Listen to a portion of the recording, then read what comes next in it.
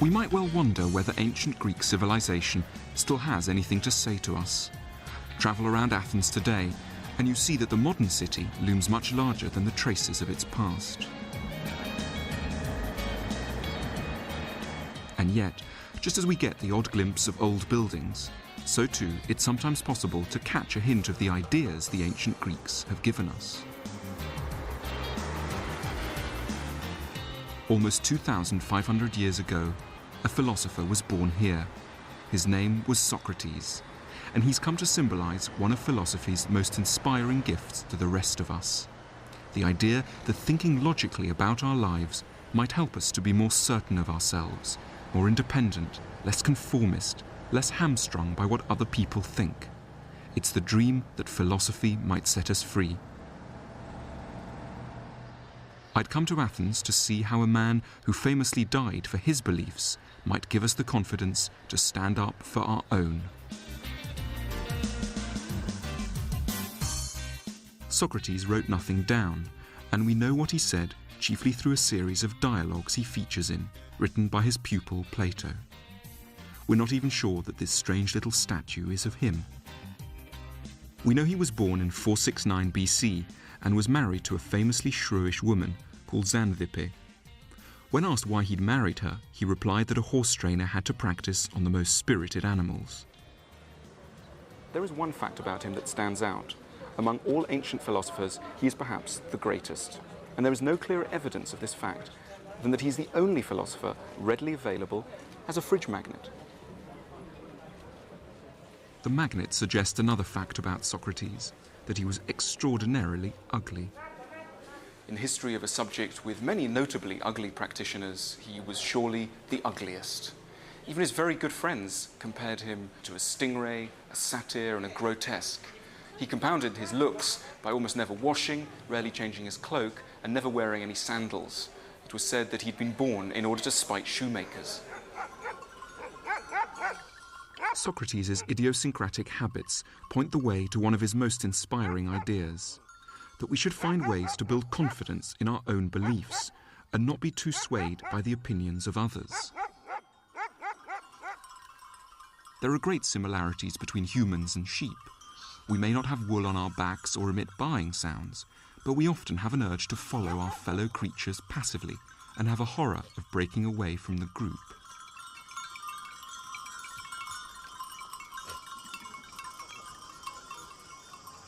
Why do we follow sheepishly behind other people, particularly important other people?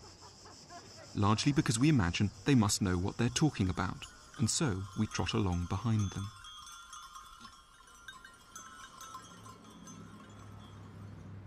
Until 1998, Andrew Miller was a loyal employee at this company, British Biotech in Oxford, where he was Director of Clinical Research.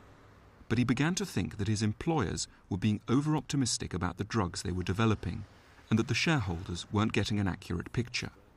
He was forced to confront an agonizing question. Could it really be possible that he was right, even though all 11 members of the biotech board were against him? What does it feel like to be one man thinking that something that you're saying is right, and 11 other people saying, no, you're wrong? What does that feel like? Well, it's a frustrating situation. It's, you know... Is it terrifying as well? I wouldn't say terrifying, but it is preoccupying, and it does stop you sleeping. And you do, you know, your mind does start to play tricks on you that you know, do make you doubt your sanity to a certain extent, because you know, one's previous experience in a democracy is overall, you know, the majority tends to have a certain amount of right on its side. And to be honest, in a lot of ways, I was at my wit's end. I used to sit in my office clutching my temples, thinking, have I got this wrong? You know, am I misinterpreting these things? I mean, the science and the technology can be thought of as complicated and confusing. But for me, it's my everyday work, and I understand it well. And you start doubting your own sanity. You think, why is it? Why do I think this, and these 11 guys who are on the board think differently? Tell me a bit about the pressure to conform in a company like British Biotech. Well, I think in all companies there are pressures to conform. There are cultures in all companies. you know, these are people who you like and who you're working with. And actually what you want to do is to, you know, appease them. They're your bosses. You are wanting to appease them. You are wanting to help them. You are wanting to work with them. You want to be friends with them. I did not have sexual relations with that woman, Miss Lewinsky. The first reason why it's hard to feel confident in Andrew's situation is that we tend to accept that people in authority must be right. The European community has said this beef is utterly safe. It's this assumption that Socrates wanted us to challenge, by urging us to think logically about the nonsense they often come out with, rather than being struck dumb by their aura of importance and air of suave certainty. Start a fight to cut out the cancer of bent and twisted journalism in our country, with the simple sword of truth and the trusty shield of traditional British fair play. So be it. In deciding when to follow prominent people and when to disagree with them, Socrates had one huge advantage over us. He could always talk to them in person. Athens in his day had a population of just 150,000, and all the citizens came here to the Agora, the main market and meeting place of Athens. If you'd have visited in the 5th century BC, you'd have been likely to see, amongst the bustle of the city, a rather curious, ugly figure. Because for most of his adult life, Socrates got up at dawn and came to spend the day amongst the shopkeepers and merchants who had their stalls here. It wasn't just local people who came to this spot. It was also the most important people in Athenian society, so that you could meet here at any point in the day, probably, as it were, the opinion formers, the great military generals, the great statesmen, the important rhetoricians, the aristocrats. They could all be found here. And what Socrates did, rather than just idly chatting to people, he would go up to these very important people and ask them great questions on life. He'd basically ask them to explain why they were living the kind of life they were leading.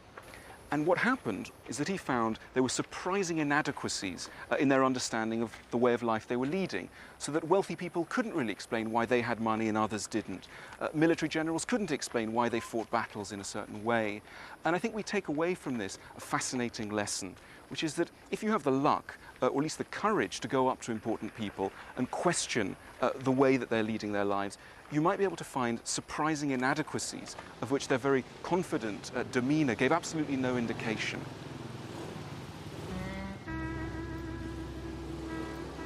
The second reason we may hesitate to challenge other people is that we all know in our calmer moments how easy it is to make trouble for the wrong reasons, because we're feeling pig-headed or bloody-minded. Socrates was a nonconformist, and he made trouble for Athenians.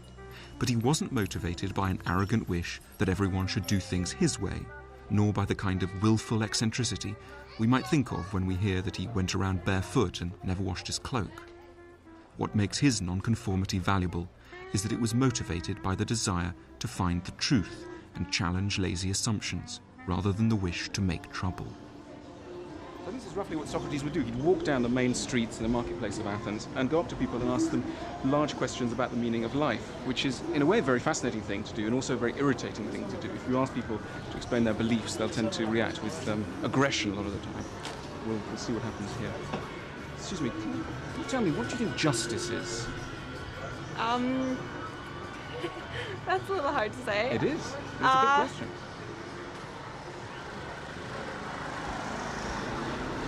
I guess just making sure that everyone gets what is like right and fair for them. Excuse me, can I just ask you a question? What do you think justice is? Parlez français? Oui. La justice. Qu'est-ce que vous pensez que la justice? Going up to people and asking them to explain their beliefs is pretty scary if you're at all shy, like me. People look at you strangely. They imagine that if you ask them to explain why they're living in a certain way, that you know the answer, and are in some way claiming a position of superiority over them. Non. Les philosophes grecs, ça vous intéresse? Je connais pas trop la région, donc je suis en vacances, donc voilà. Merci, au revoir. Au revoir. The French, who is supposedly the most philosophical nation, seem to be scoring very low on our Socratic test here, but we'll see what happens next. Socrates had no such inhibitions. He preferred to be thought a bit over-intense and weird, than allow his fellow citizens to continue to muddle along unthinkingly. He wanted all of us to scrutinize what we believed, even on our way to the shops. Excuse me, sir. Can I just ask you, what do you think the good life is? No, it doesn't know. As you can probably imagine, Socrates annoyed a lot of Athenians in this way. But at the heart of his approach is an extremely egalitarian idea that everyone has the duty to reflect on their life, and that we are all surprisingly capable of doing so. You have to be in order to be happy. You need to have fun. You need to have people that love and care about you, and people to love and care. We're not often expected to explain why we live the way we do. Socrates asks us to overcome our laziness and timidity, to work out what we really think and stand by it once we have. What do you think self-control is? You're talking to the right person. Self-control, being able to say what you mean at exactly the right time and get your message across. Philosophy, in his hands, is an invitation open to us all to intelligent nonconformity. Amateur. We just think we're philosophers. Why? What makes you philosopher?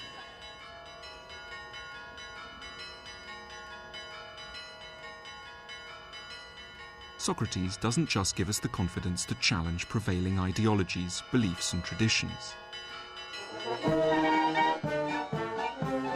He also offers us a way to develop beliefs of our own, which can help us to strike out from the crowd. And the way to do so is to put them through a rigorous test which he devised. If our opinions can survive Socrates' test, then they will truly be worth standing up for. The reason why there are a lot of woolly or at least imprecise ideas out there in the world is that many people imagine that you can come up with a good idea without thinking too hard about it. Socrates thought this was crazy, and to bring out the insanity of this position, compared thinking to potting. And no one would imagine that you could make a good pot without at least following some pretty rigorous steps. And yet many people imagine that you could come up with a good ethical idea, an idea on how to live your life, without thinking too hard about it. Socrates went further in his analogy. He actually came up with a distinct method, a Socratic method of thought. He identified 5 distinct steps which anyone who wanted to come up with a good thought would have to follow in order to do so. And these thoughts can roughly be summarized as follows. Firstly, look around you for statements that many people would describe as plain common sense. For example, that the best jobs are those which are most highly paid, or that happiness comes from being married. Secondly, try and find an exception to this. Could you ever be married and yet unhappy? Or could you ever be in a very well-paid job and yet miserable? Thirdly, if an exception to this statement is found, it must mean that your statement is false or at least imprecise. And in this case, we find that there is an imprecision. Fourthly, try to nuance the initial statement to take the exception into account. So in our example, realize that it is possible to be quite unhappy in a very highly paid job if it's completely creatively unfulfilling, or to be quite miserable in a marriage if you've married the wrong person. Lastly, you continue this process for as long as possible. You keep trying to find exceptions to your common sense statement. And Socrates said that the truth, insofar as anyone's ever able to reach the truth, lies in a statement which it seems impossible to disprove. If we test our opinions in this way, Socrates believed, we'll be able to construct trustworthy and watertight thoughts, in just the same way as a skilled potter makes trustworthy and watertight pots.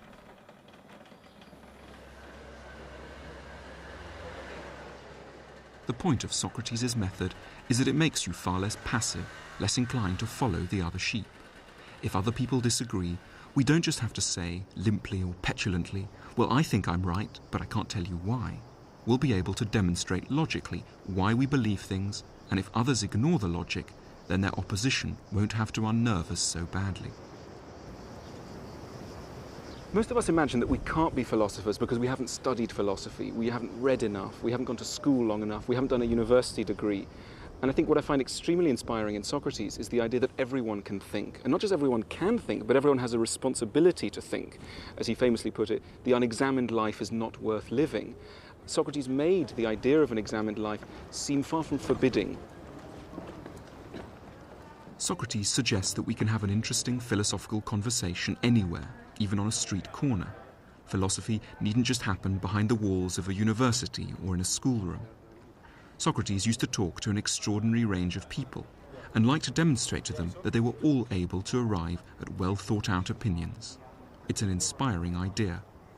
However, in our modern democratic societies, where focus groups and opinion pollsters rule, Socrates would have thought that our problem is that we tend to listen to opinions whether they're well thought out or not. There's too much risk involved with that. Although Socrates believed that we were all, in theory, capable of living an examined life, he knew that in practice most of us don't. And this meant that he couldn't accept that every opinion was equally worth listening to, any more than that every pot was equally capable of holding water. Strange as it may sound to modern ears, and even though he lived in the very cradle of democracy, Socrates had the gravest reservations about democracy, because he refused to accept that just because the majority supported an opinion, that made it right. And he'd have thought it ridiculous that people in positions of power might be guided by focus groups like this. Most important decisions in ancient Athens were taken according to the will of the majority. Once a month, the whole citizen body would be asked to gather at the foot of the Acropolis and talk about all the important issues facing Athens. And we find exactly the same approach going on today in modern government and business. Polling organisations, rather like this one, gather groups of people and ask them what they think, and then important decisions are taken according to the will of the majority. I think Socrates would have disagreed violently with what's going on in there. He would have objected not just to the decor, I think, but also to the whole approach, which is that the will of the majority should decide an issue. In his eyes, what matters is whether an argument is logical, is reasonable. That's the way that we should make decisions, not according to the will of the majority. Believing that the majority can be wrong and being sure when you are right still doesn't make it easy to hold a minority opinion, particularly when your livelihood's at stake. So what gave Andrew Miller the confidence to stand up against his employers, even though it was to lead him into a bitter battle in the media and the law courts? Yeah, I mean, you can only see the world with your own eyes. You can try to understand what other people are thinking, and sometimes you can. You know, there are definitely times when someone has some strong views that are quite different from yours, that you respect. You see the basis for them. But that's different from being wrong. You know, I think we can accommodate a lot of differing views, but from my point of view, if I do see things that are wrong, I do find it very frustrating. Socrates died for his beliefs. How far were you prepared to go for yours? Well, I think there's a big difference between being an individual and having a family. And once I was put into the media war and into the litigation, I was aware that, you know, I was at war, but I had my children at my feet and my wife at my shoulder. And I really had no choice. And I started to realise that the only way out was forwards. And so, you know, we had to sort of fight our way out together. Litigation, it could have destroyed me. It was never going to kill me, but it could have destroyed me. And it wasn't a question of being prepared to go that far. That's just how far it finished up going. But, you know, fundamentally, with regard to sort of my own self-worth, I did think when I looked in the mirror in the morning when I shaved, you know, at least I think I've acted according to my conscience. I'm in a murky situation.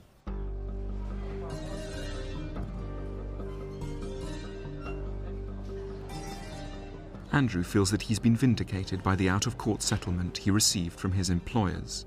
Socrates was not so fortunate. The one fact that people tend to remember about Socrates is that he faced a trial and that he was condemned to death. This has remained a very potent image, so that if you walk around the streets of Athens today, you can still see the scene represented all over the place. And that's because it has become an immensely powerful symbol of someone standing up courageously and intelligently against the will of the majority.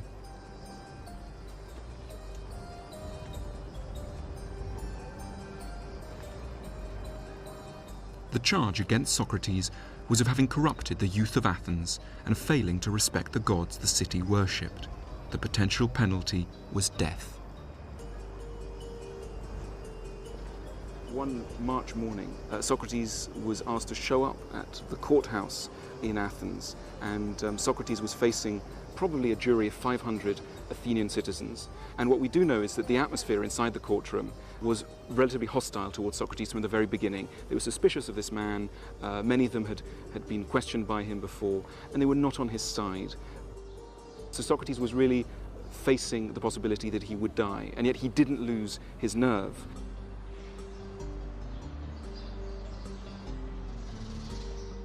And Socrates said, if I was allowed more time to make my case to you, dear Athenians, I'm sure I could convince you of the justice of my cause, but I can't.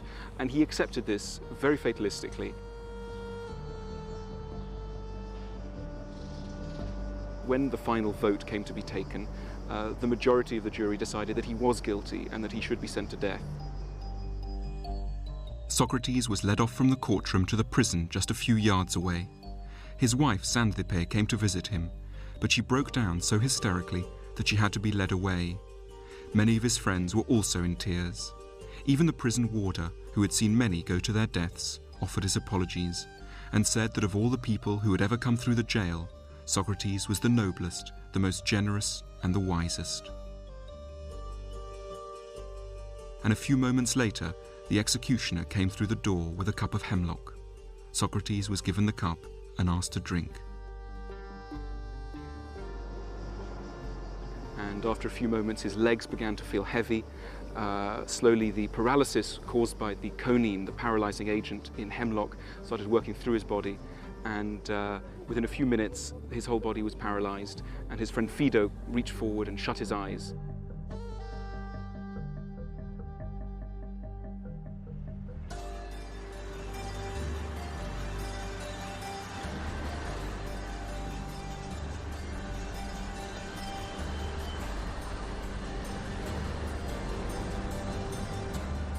In Athens today, there's very little of the glory that was ancient Greece and that has inspired the world ever since. And yet, the ideas of Socrates live on. He was once asked where he came from, and he replied, not from Athens, but from the world. And he remains in many ways the global philosopher, born in Athens, but speaking his message to the whole of humanity. Of course, very few of us will be called upon to die for our beliefs. But Socrates makes us see that we all have the capacity, and indeed the duty, to stop following opinions passively, and instead to develop beliefs we can truly have confidence in. Though we're often reluctant to see it, all of us can make the transition from being a sheep to being a thinking person, that is, a philosopher.